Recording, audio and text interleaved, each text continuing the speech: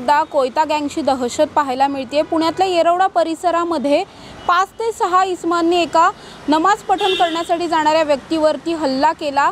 कोयत्याने हा हल्ला करण्यात आला होता। एक व्यक्ती नमाज पठण करण्यासाठी रात्रीच्या वेळेस बाहेर पडली होती आणि या व्यक्तीवरती 5 ते 6 जणांनी मागून येऊन कोयत्याने वार केलेले आहेत। ही संपूर्ण घटना जी आहे ती सीसीटीव्ही मध्ये कैद झाली आहे आणि सध्या या सीसीटीव्ही फुटेजच्या आधारावरती पोलीस या आरोपींचा शोध घेण्याचे प्रयत्न करत आहेत।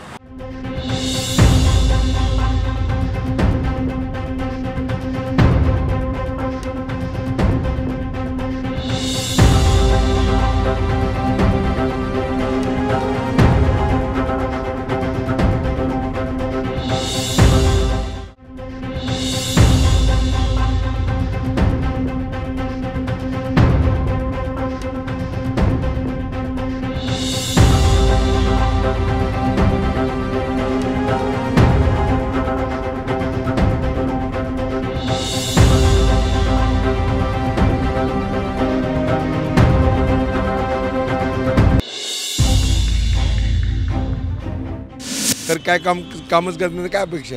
निवडणुकीपुरती सगळीच आश्वासनं देतात, पण प्रत्यक्षात फारसं काही घडतंय असं वाटत नाही। तेच आमच्याकडे येतात मागायला 5 वर्षातून एकदा, हे आम्हाला काय देणार आहे?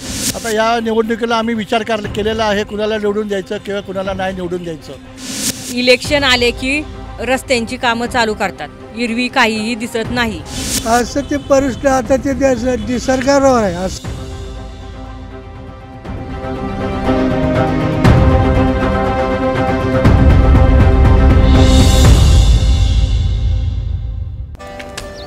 Come on guys, hurry up.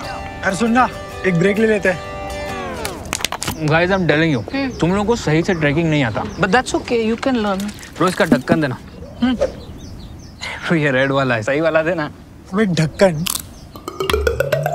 पहले तो सही पानी पीना।